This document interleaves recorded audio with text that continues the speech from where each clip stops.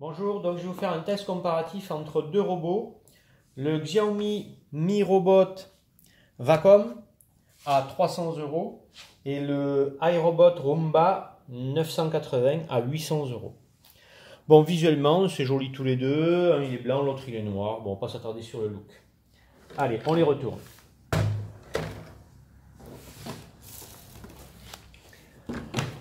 On s'aperçoit qu'ils se ressemblent beaucoup. Par exemple, les balais qui sont identiques sur un et sur l'autre. Voilà, on voit bien qu'il y a les mêmes balais. La petite roulette avant, identique aussi sur l'autre. Et la transmission des roues qui franchement se ressemblent beaucoup.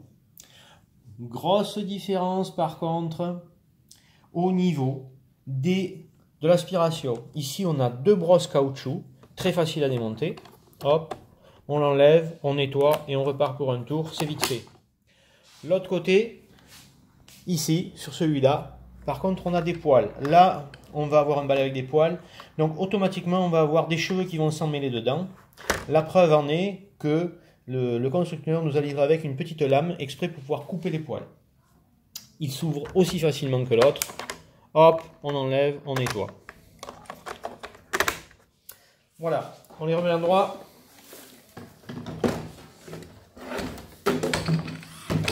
Pour ce qui est du bac de ramassage, on peut voir sur le Xiaomi quelque chose de très pratique. Il est transparent. On peut voir comment, jusqu'à quelle mesure il est plein. S'enlève très facilement. Il s'ouvre. On le tape dans la poubelle. On referme. Hop.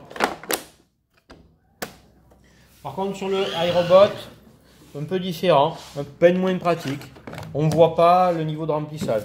Par contre, il se vide aussi facilement. On voit qu'il a un peu vécu. Voilà. Pareil pour attraper le dessus avec le filtre qu'il faut nettoyer. Allez, c'est parti. On va faire un essai en réel sur le sol.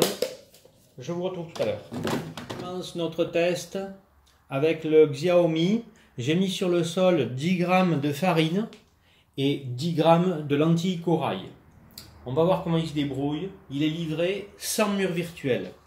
Ce qui, ma foi, n'est pas super pratique. C'est parti.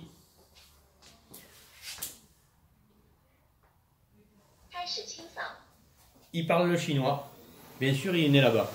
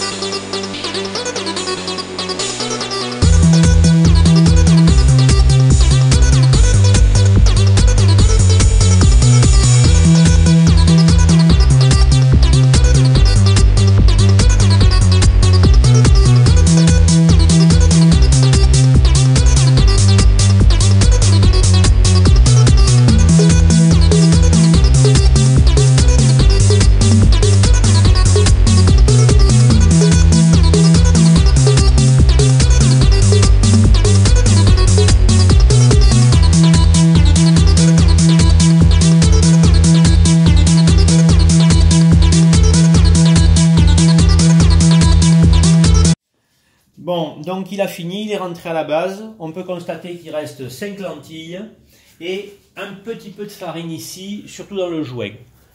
Je vais peser ce qu'il a dans le ventre pour pouvoir comparer par rapport à ce que j'ai mis.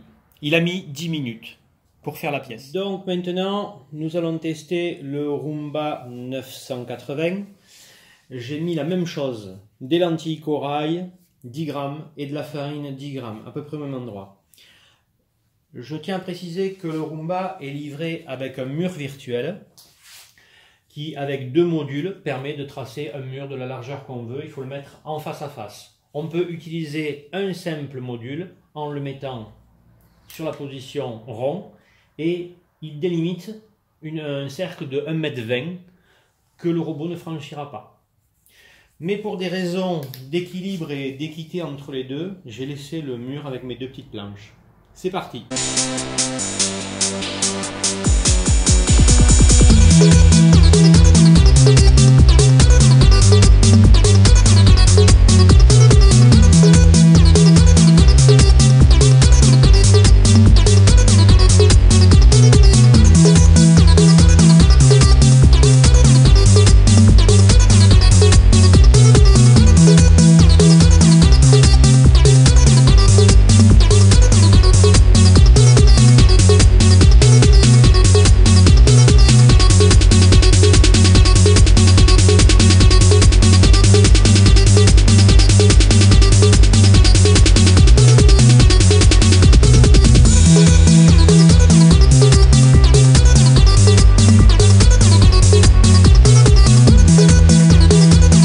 Bon voilà, le Roomba a fini son travail. Il a fait la même chose que le Xiaomi, mais en 7 minutes, au lieu de 10.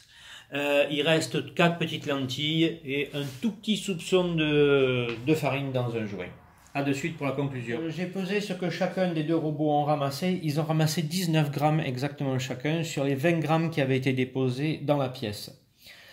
Petite précision, le Roomba parle en français et l'application est en français. On peut voir ici, donc l'emplacement où il y avait le pot de fleurs et les deux pieds de la table. Voilà. Il a mis 7 minutes pour faire le travail.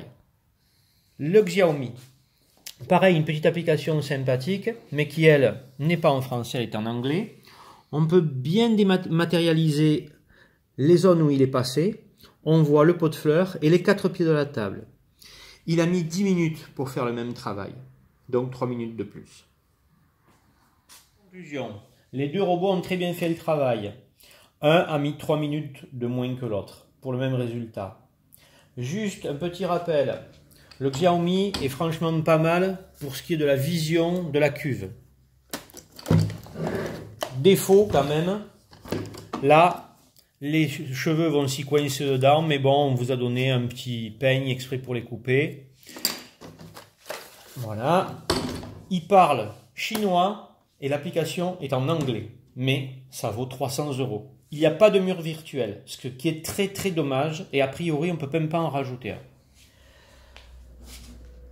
Le Roomba, j'ai 1 an de recul, produit solide, ça je peux le confirmer, 1 an sans problème. Il parle français, application en français, très pratique. Et des brosses où pratiquement rien ne se coince dedans, les cheveux ne vont pas s'entortiller. Ça reste un très bon produit. Après, il faut voir le Xiaomi dans 1 an. Qu'est-ce qu'il dira? Merci à tous, au revoir.